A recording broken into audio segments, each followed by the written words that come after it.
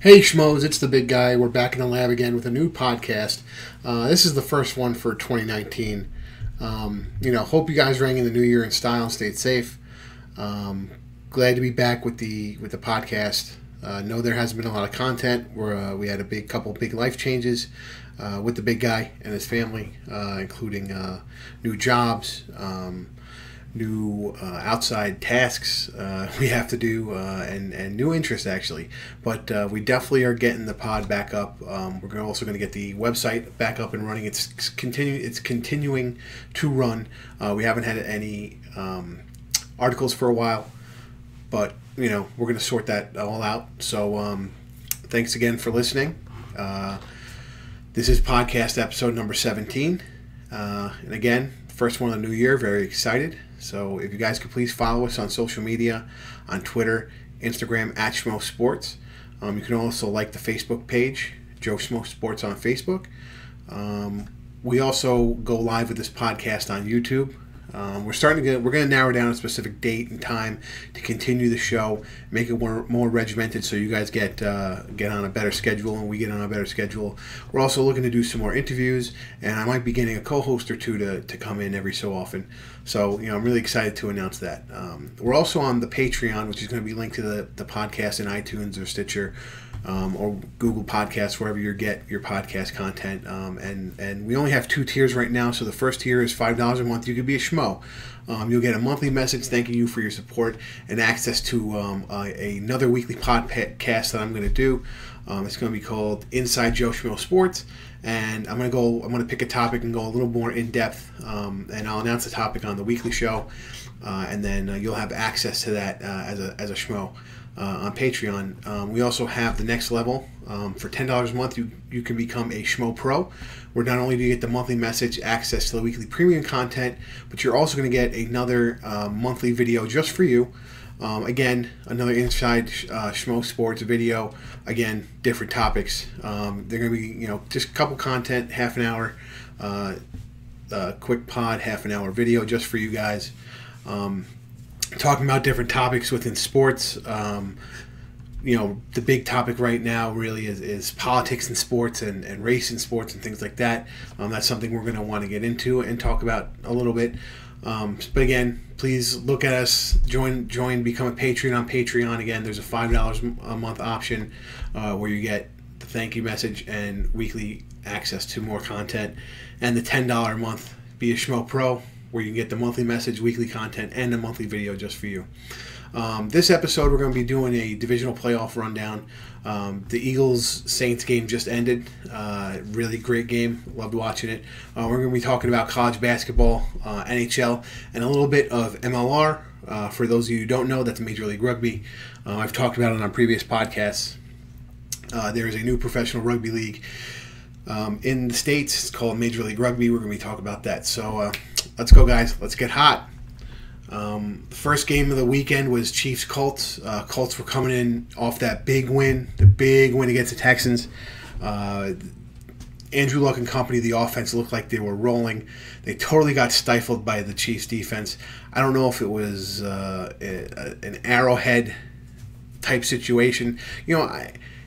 Everybody going to play in Arrowhead always, it's the noise, and then I hear people I have friends who've gone there and they're like, well, it's not that loud, but you're also not at field level, so really, what do you know?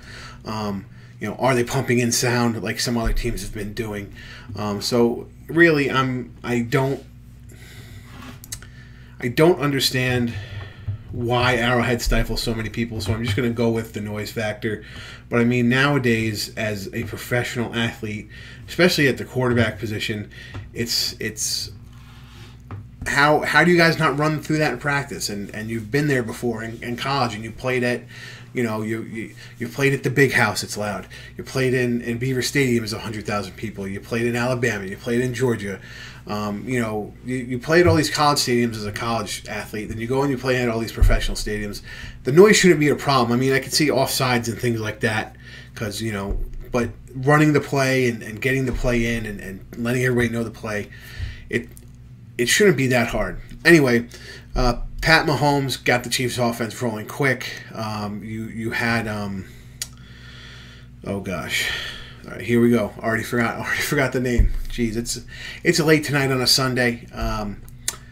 Jeez, who the heck was I thinking about? C.J. Anderson. After being cut and waived by multiple teams this season, he showed up for the Chiefs. I think he had 150 yards rushing as the running back. He really cut through that Colts defense, and that Colts defense stifled Deshaun Watson and the Texans the week before.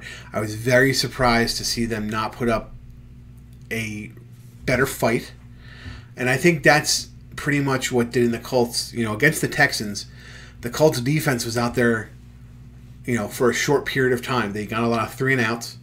And then the Colts offense went and they took possession of the ball and won the game. And between ball possession, between Andrew Luck throwing and looking like Andrew Luck can look, that's what won them that game. And as soon as their defense was stifled by an offense that's so highly powered, behind the big arm of Patrick Mahomes, the Colts' true colors came out. I mean, I thought they could beat the Chiefs. I did think there was a possibility, but I wasn't really going to bet the house on it. But there was a shot there. I got to be honest.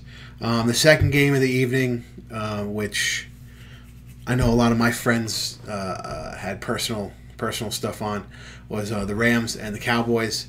Now, again, Cowboys offense, they came out hot the week before. They stumbled. You are playing the Chargers, another high-powered offense. I thought the defense wasn't going to be able to keep up.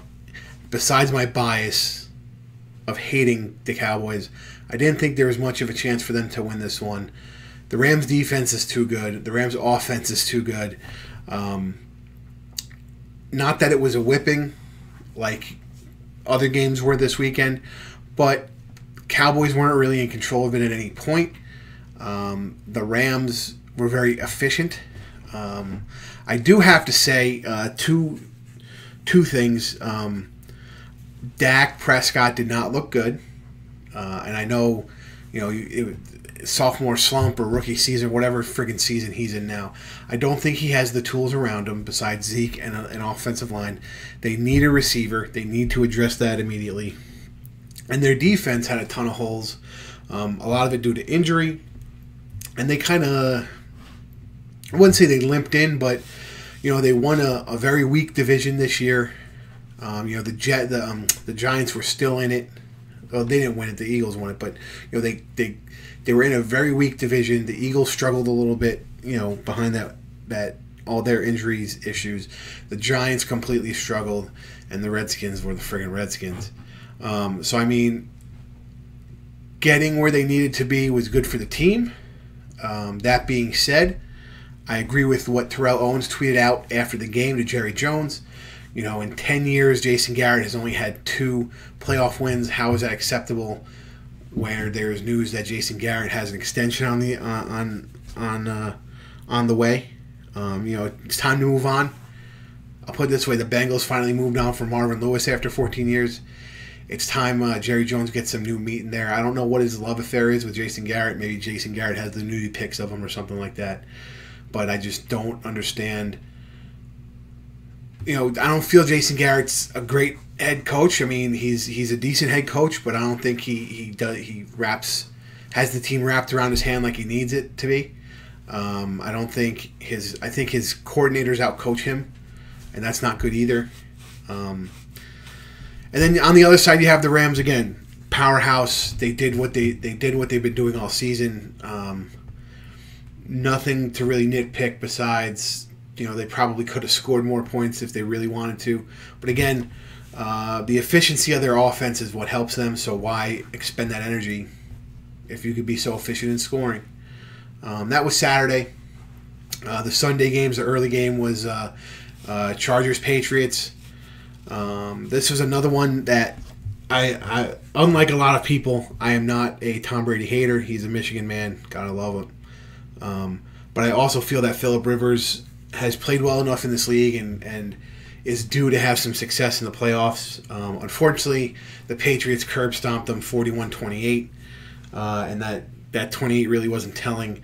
The Patriots defense kind of got caught on their heels in the first half. They found their footing, and they came out and tightened up in that second half, and Tom Brady was just Tom Brady, finding open receivers. Sony Michel had a couple big runs. It's glad to see him and getting the end of his rookie seasons in the playoffs. He's a really good running back. He was getting a lot of touches, which is good. His volume of work, his workload is better. And again, it was a tale of two teams. The Chargers, or a tale of two halves rather. The Patriots defense was kind of wavered in that first half, showed up in the second half, tightened up, and then boom, Tom Brady is dropping points on you. The second game, the Eagles-Saints game, I watched a lot closer than these other games. And, the Eagles played well enough to win, but it's tough to beat the Saints at home, especially in the playoffs. The Eagles had a lot of communication issues. It was back and forth with penalties. Really at the beginning, another team, the Saints, the defense kind of didn't show up until the second half. And even the offense was moving very, very slowly. The Eagles' defense looks like it was stifling Alvin Kamara and Drew Brees. And to be honest, Kamara actually didn't have that many touches. And I believe his first catch came in the second half or maybe right before the halftime whistle. While he's a running back, he's a very good receiver out of the backfield. So it was interesting to see Kamara not get as much of a workload in the first half. They didn't say if he was dealing with any injuries or anything like that. And then they used him like a workhorse in the second half, and that kind of opened it up for Drew Brees. Michael Thomas was just a man today. Holy crap! I think he had a touchdown and well over 100 yards. I think he hit the 100-yard mark in the first half. He actually bailed out Drew Brees quite a lot today, believe it or not. There was a couple throws there that Brees did overthrow, and Michael Thomas had to come back for him. Came and made the play a bunch of times. I don't think it was Drew Brees being off. I just think it's funny because the Eagles have had a ton of injuries in their defensive backfield. But those young kids have really stepped up. So, they played really tight coverage. They knew that Michael Thomas was the man. And they played him tight. But, he just showed why he's the number one receiver on the Saints. And, honestly, I feel he was the number one receiver this year, even though his stats didn't show it. I had him for fantasy football all season. And he's just sure-handed. And that being said, there was some crazy stat. I think DeAndre Hopkins only dropped 5 passes the entire season, something like that. That's crazy. Let's be honest. For as many drops as we see guys make, and I'm not talking drops because of contact. Let's be honest. If you drop the ball because you got hit and it was a jarring hit, or they hit your hands, or they swatted the ball out, I'm not going to get on a receiver for that. But if the ball hits you in the chest and you should have caught it. First of all, it shouldn't be hitting you in the chest. Catch the damn ball with your hands. You're a professional athlete. You've been doing this since you were friggin' 12. We teach the 12-year-olds that, make the diamond, catch it with your hands. But anyway, if you see how many drops these people, to only drop 5 targets out of, I think he got targeted like 130 times. That's ridiculous, that rate right there. He caught 95% of his passes. Over 100 targets. They didn't say they didn't come out and say it was a record for percentage-wise, but I don't know what they would consider the record be. If somebody went 30 for 30 with receptions, over 100 targets, that had to be one of the highest reception ratings. But going back to the Saints and Eagles, Drew Brees over this past season broke his own record for completion percentage from last season. Last season he had the 500 touchdowns and this, that, and the other thing. So he was rolling. The team was rolling. Nick Foles just didn't have the magic. At the second half, he was getting hurried. He had people in his face. And it really came down to the last drive with about 2 minutes and 40 seconds left. The Saints were only up by 6. They had missed a field goal. Not a short field goal either. I think it was a 52-yarder. But I mean, in your own house, you should really bang those in. But Lutz is solid, but that would have sealed the deal anyway. The Eagles get the ball back. They start making moves, and Foles throws this nice pass to Alshon Jeffrey, who bobbles it and gets tipped over to a safety. The Saints get the ball back, and to be honest, Eagles had a timeout in their pocket with like a minute 50 something left. It went from 2 minutes and something seconds to a minute 54, I think, on the clock, and then the clock stopped because of a turnover anyway, and it would have been the 2-minute warning. The Eagles stop them on first down, stop them on second down, take the timeout. It's 3rd and 10, and the Saints are going to run the ball, and they ran the ball with Kamara, and Kamara got the first down on 3rd and 10 with like 40 or 39 seconds left. It was crazy how the Eagles players kind of gave up on that last series. I know your offense threw the interception, but as a defense, you got to know the run's there. You got to know, you do have time for, a little bit of magic in the back end. And I just felt, especially on 3rd and 10, how do you let Alvin Kamara run for it? Again, it's different if they had thrown for it, whatever. But really, you had Alvin Kamara run on 3rd and 10, and this was to get you the ball back. It's a little disheartening. Not saying you wouldn't have gotten the ball back with 5 seconds left after a punt, but come on, let's Music City Miracle. We've seen it happen before, So next week on Sunday we got Rams and the Saints and the Pats and the Chiefs. I think these were the 4 teams everybody wanted to see anyway, except for those Cowboys fans. The Rams and the Saints. Here's the thing. I don't know if the Saints defense, we saw them not play too well in the first half of the Eagles game. Can they keep up with Todd Gurley and the Rams? I mean, Todd Gurley is a sight to behold. He's hitting the hole faster than ever. He had big runs. The holes were huge. So I think it really comes down to my key for the game is how well the Saints defense does. If the Saints defense can tighten up, this might be a great game. If it's going to be a shootout, I don't think the Saints win it because they just don't have the defense. The Rams have a better defense, and while the Saints offense is good, I don't think the Rams defense is going to give the Saints offense a great chance to score in a shootout. And vice versa. I don't think the Saints defense can hold the Rams. So I'm going to put my check mark on the Rams on that. Chiefs Patriots is a little more. It's a little harder to really put my finger on it. The Chiefs have the firepower. Their defense is clicking. The Pats have the firepower. Their defense is clicking. So I think it just comes down to efficiency of the offense. Who is going to score with the least amount of possessions? Because I don't think we're going to have a lot of scores in the Chiefs-Pats game, believe it or not, even though you have the big arm of Mahomes and you have Tom Brady. I think this might be more of a defensive battle than you think. I think it's going to be a little more Belichickian in a chess match. That one's a toss-up. Honestly, the big guy can't give you a pick on that one. I mean, I think it'll be the Chiefs. They look good. Their defense stifled. And I think the Patriots aren't as complete as they were the past couple of years. But who knows? And that's really our football assessment at Joe Schmo Sports for now. So again, the NFC Championship game is Rams Saints. The AFC Championship game is Pats Chiefs. It's going to be the NFC game at 3:30, and then the AFC game at 6:30 next Sunday, the 20th. Now we're going to talk about some college basketball. I'm excited to say the big guy, the big guy's wife and some of his friends and family are going to see the Army-Navy doubleheader.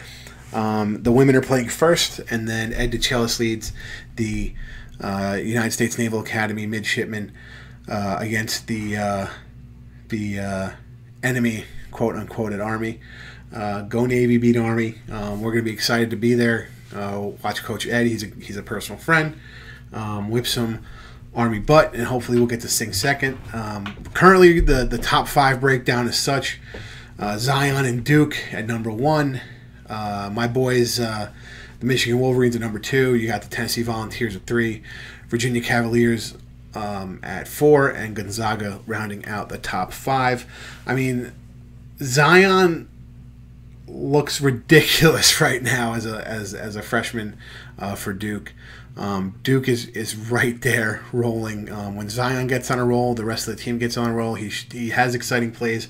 But my question is it just because he's more athletic for whatever reason? You know, you could say it's, I don't know, God's plan to give him the athleticism. But my point is, I don't see him as great of a technical basketball player as I see maybe somebody else, or even a team player. You know, it's he makes these athletic plays. You know, he has the alley-oops, he has the dunks, he has great defense, individual defense, he steals. But, you know, when you get to the NBA, it's also about teamwork. It's about cohesion and working with an offense and a defense. And he's very young, so I don't know. You know, I'm assuming he's going to be one and done. And I don't know how well his gameplay is going to suit, you know, the NBA. But I'll put it this way: if they stay this way, you know, they can run the table and win the whole thing this year. I'm hoping that doesn't happen because, as you guys know, I'm a big homer, and Michigan is undefeated right now. They're actually playing Northwestern as we speak. I'm going to look for an update on that. Coach Beeline has these guys playing as a unit. You have a lot of underclassmen. You know, you have the senior Xavier Simpson running the offense, and I think that's one of the things that people don't recognize. You know, they talk about all the other guys at Michigan, and I feel Xavier Simpson has been playing the best basketball consistently out of that team. He runs an offense that, you know, is not complicated, but it's the way he runs it. So you see a lot of guys in college basketball, especially point guards, they try and run the first play. And when it doesn't work, instead of resetting and maybe setting up a second play or, you know, what have you, they try and force the shot. Simpson, immediately, if the shot's not there, he will call. You could see it. He will call out to whoever has the ball, get it back to him, reset, run the same play, run a different play, whatever it is. And it's when the shot clock's down to 10 seconds, he's not the point guard, the Allen Iverson type, to try and take you to the hole. He will run it and try and look for the open man. And again, it's unselfish, disciplined basketball, and that's what separates Michigan from a lot of the other teams currently playing right now. I mean, you could say Michigan has a couple stars, you know, in Poole and all that, but when Poole doesn't have a good game, who steps up? When Simpson doesn't have a good game, somebody steps up. You know, you had a freshman go in there against Indiana and immediately make an impact. The center had foul trouble. They pull him out. They put a freshman in. He comes out with a steal and then a jam. You know, so I mean, again, it's kids are making their opportunities. They're making their opportunities count at Michigan, and the next man up principle has been working well for them, and Beeline has them rolling. Tennessee looks good. They have a lot of quality wins. Virginia, another undefeated. And with back to Michigan with 5 minutes left in the half. Michigan is up 78-56 against Northwestern.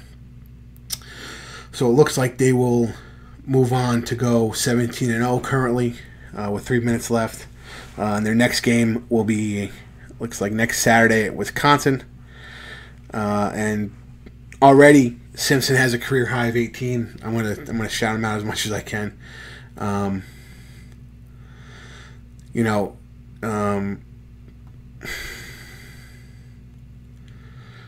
and looking at some of the social media, let's see who. There's one that just I guess I'm not the only one to point it out. The Michigan team is crazy deep.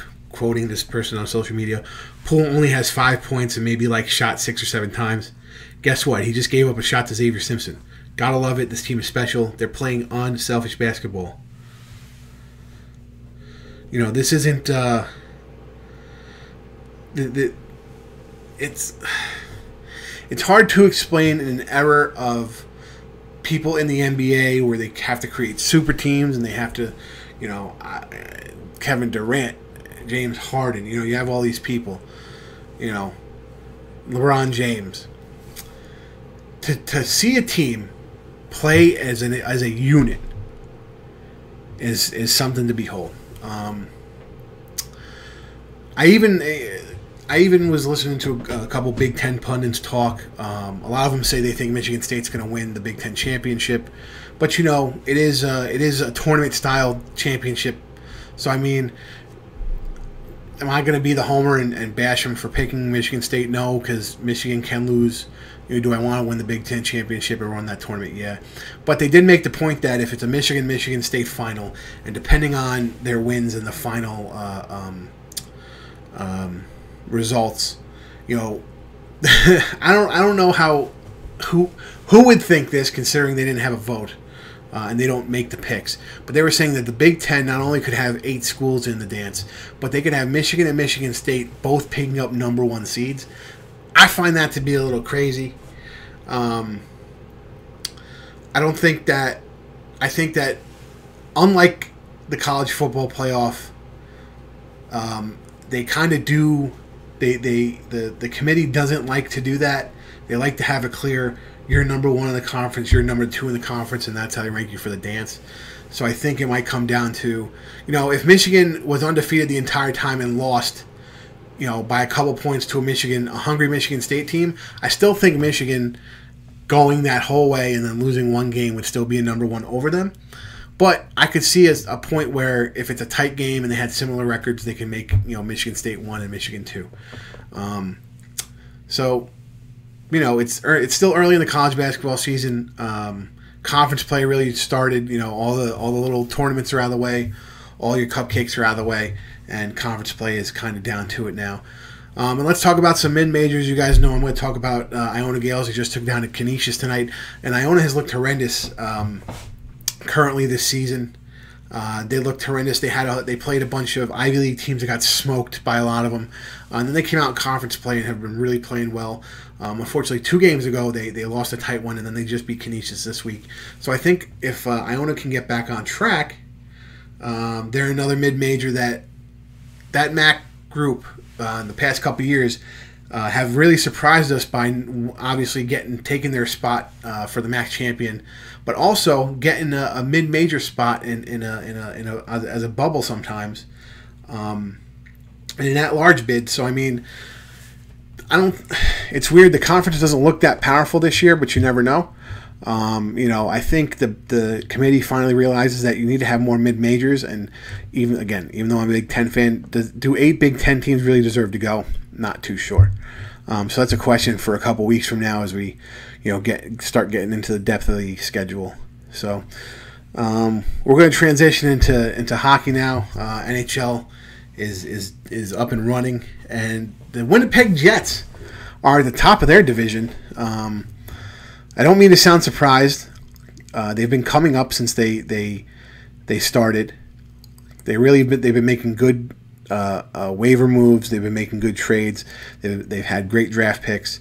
They did not get the advantage that the Vegas Knights did with that crazy expansion draft rules, which will never happen again. I think it's funny, Vegas has the team, and everybody says, oh, nobody's going to watch hockey in Vegas, and then they have an amazing team because of these stupid draft rules and almost win the friggin' cup. But that's another thing. That's another rant for another time. Seattle's not going to get those same rules, and the GMs have learned. They had the hockey was kind of slow news. The biggest thing was Alexander Ovechkin hit Zdeno Chara and dumped him over the boards. Whoop-de-doo. He's like a big tree. He's not that athletic. And to be honest, that's like right at his knee, the back of his knees, the boards. So I mean, if you pop him good enough, I think he'll fall right over. But that was the most exciting thing in hockey so far. The Rangers have not been playing well. Henrik Lundqvist has not been playing well. He's effectively been benched. I think it's an end of an era in New York for Lundqvist, and they definitely have to move on. They have to move on from a bunch of guys.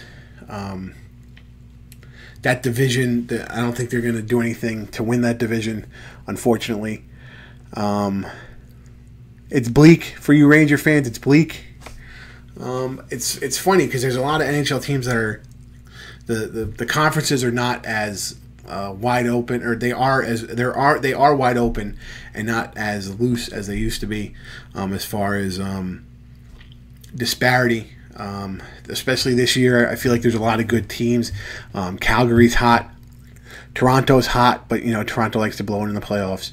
Tampa Bay, obviously, they got their number one division. So you got a lot of hot teams in these divisions. Again, it's still early in the season for me, at least. We didn't even hit an All-Star break yet, and we're going to see what happens. I do want to note that they brought back the return of the glowing puck. I saw some footage on that. It stunk. I hate the glowing puck in the 90s. I hate the glowing puck now. The glowing puck's friggin' stupid. If you don't know where the puck is, you shouldn't be watching hockey. Let's be quite honest. And now on to some other news. The big guy and his little brother were supposed to be going on a trip to Buffalo recently, and it kind of got curtailed. So we're going to our Major League Rugby news again. I told you guys at the top of the show, and I've told you previously, Major League Rugby is now the United States Professional League. Rugby United New York, henceforth known as Rooney, is the team out of New York. They're going to be playing at MCU Park in where the Cyclones play, where the Brooklyn Cyclones play, and they're starting. Let's see. Their first home game is until March, and their first professional game, their first professional match is in 2 weeks. So they've had a couple warm-ups. They had a warm-up at Iona College. They played the DC Capital Selects, which is a club team. It was really more of a tryout for some of the players. Some of the players in that tryout got contracts out of Rooney for that. I think they saw where they wanted to put players. It got some people back in the groove. Previously to that, the Rooney went up to Springfield, Mass, and played the New England Free Jacks, who are going to be in the MLR next year. They're a current team in the MLR, but because of the way the season started, they couldn't play in this year's season. So their inaugural season will actually be next year, and then the year after that, DC will have a team. So we'll have a nice East Coast swing between New York, Boston, and DC. I heard Philly is looking to get a team as well, so that'll be a nice, a nice little range there up and down the Eastern Seaboard. Anyway, Rooney last year had played the Toronto Arrows in an exhibition game at Iona College, and this past Saturday they were supposed to play at the Bills practice facility against Toronto. So the big guy was going to make the drive. He rented a car. Him and his brother were going to go up. It's about 6 hours from where we currently live. We were going to go up, watch the match, talk to some of the players, do some social media. If you guys don't know, I am the social media director of the official Rooney Supporters Club. So I like to go up there and have fun with the players and, engage them in social media so that our people in the fan club, can talk to them and feel like they can talk to the guys. Very approachable guys. So get the car, hop in the car, get the tunes going. We get about 2 hours out of from our trip. And because, I'm the big guy and my brother's fat as well, we decided it's breakfast time, man. We left at 9. It's around 11, so we stopped for breakfast. And by breakfast, I mean we found a diner and we had Reuben's. We had been driving down 81, and there was this big sign that said "Best Corned Beef in New York." So me and my brother said, "Man, well, let's try it because we've had corned beef, everywhere in Lower New York. Let's try it up here." We go. I happened to look on social media, and I'm made aware that there was an accident. Nobody was hurt, but the bus that was supposed to come and pick up Rooney to drive them to Buffalo got into an accident, and the police didn't arrive for 2.5 hours, and by the time the whole thing got settled, the match got canceled. So I got some messages from players. I got a message from my buddy Craig, who's part of the supporters club with me. He's also a rugby journalist, saying, stop driving, turn around. bunch of the players, it's canceled, turn around. So luckily I was only 2 hours into my trip. It did kind of blow my whole day. We were going to go up there, watch the game, go to the social afterwards, hit the Anchor Bar, which is the bar that claims to have created buffalo wings, with blue cheese. Don't put ranch on your buffalo wings, people. And then come back home. We were going to just make a day out of it. 6 hours up, match, social, beer and wings. 6 hours back. And that got curtailed by the accident. I was a little upset. I'm not going to lie. I was very excited to go up and do an away match. Unfortunately, I won't be able to do an away match this year.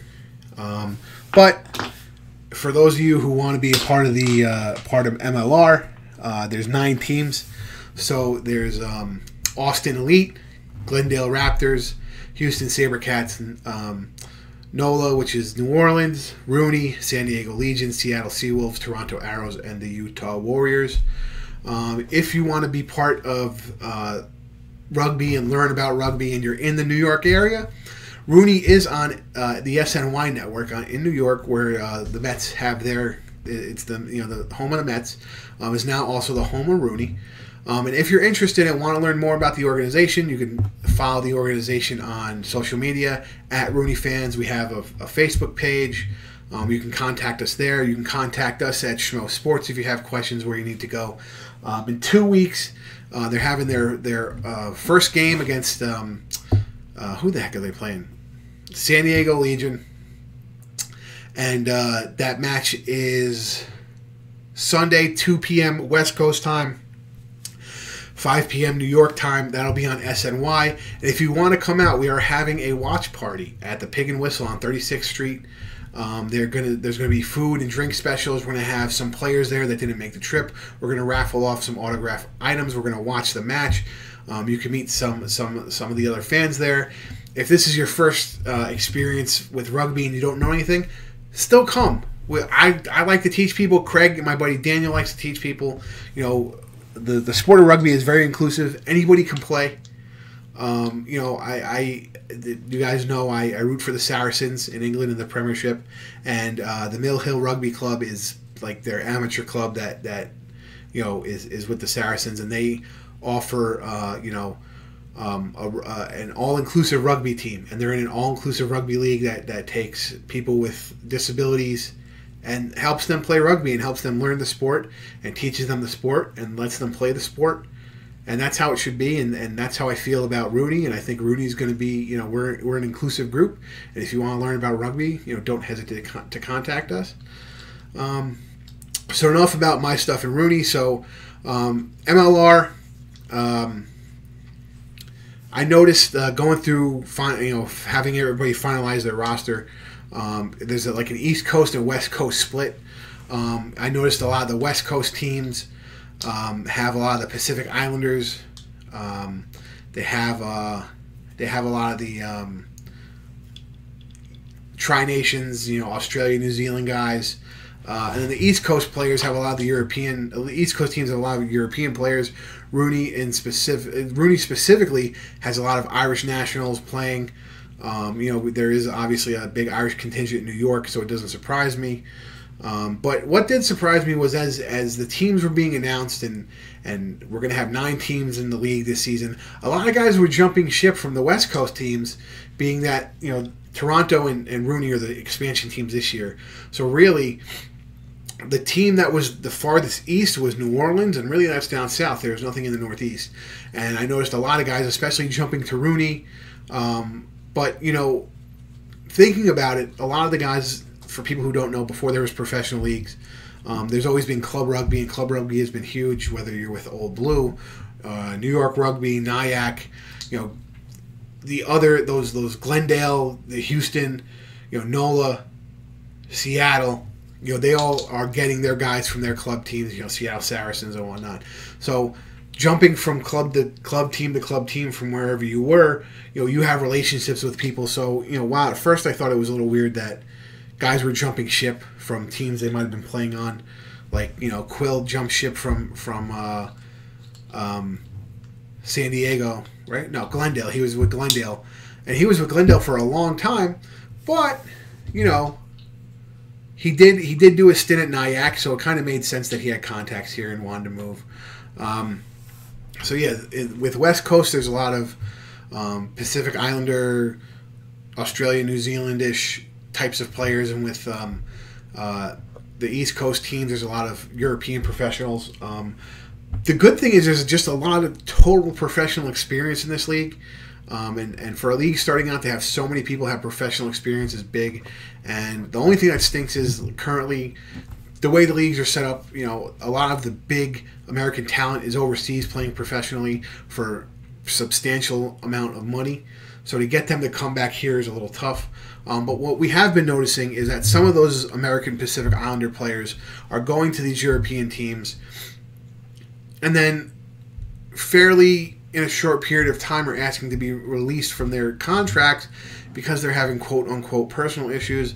It sounds like they're having issues, you know, homesick issues where they're not with their families. And a lot of these American Pacific Islander players still live at home with their families and are very close with their families, and that's the type of society they're in, and they're not used to playing professionally and being on your own, you know, halfway around the world in a different country. But really, what does that do for the MLR? You know, I think that opens up a lot of these players can be plucked and seriously think about what can the MLR do for them. And playing with the MLR is obviously you're going to be closer to home. Your family is going to be closer, and you know it's a little more comforting to know that you're not across two oceans from your parents and your family. And I think that's a big difference. And I think that next year, with the addition of the Free Jacks, and then I'm sure DC, while they're not going to play in next year's season, I don't believe, but it may be. You know, that'll open up some more spots. More people are going to move, and as the East Coast teams beef up their players, I think it opens up for those American Pacific Islanders who are kind of lost over in Europe to come back and play rugby again. Anyway, I just wanted to say again, we're coming to the end of the podcast. Thank you again so much for being a listener. We generally appreciate it. We're going to try, I'm going to reiterate, we're going to try and go and be more regimented to bring you guys content every week at the same time, same place. We'll keep you guys, you know, aware of when we're going to do that. Please follow us on social media at Schmo Sports on Instagram, on Twitter. Please follow us on Facebook. Also, whatever app you're using, please just do us a favor. Rate and review us. Subscribe, rate and review. Give us 5 stars if you like us. Give us 3 stars if you kind of like us. Give us no stars if you don't like us. But please subscribe, rate, and review. That helps us out on all platforms, whether it's iTunes, Google Podcasts, Stitcher, any of those apps. And again, we started the Patreon page, so go to Patreon and search Joe Schmo Sports. We're going to put the link to the iTunes page. We're going to put the link of the Patreon in the iTunes. $5 you become a Schmo. $10 you become a Schmo Pro, and you get different types of content with that. So we're going to keep the ball rolling. We're very excited, and thanks a lot. Thanks for listening this weekend, and take care, Schmoes. We out.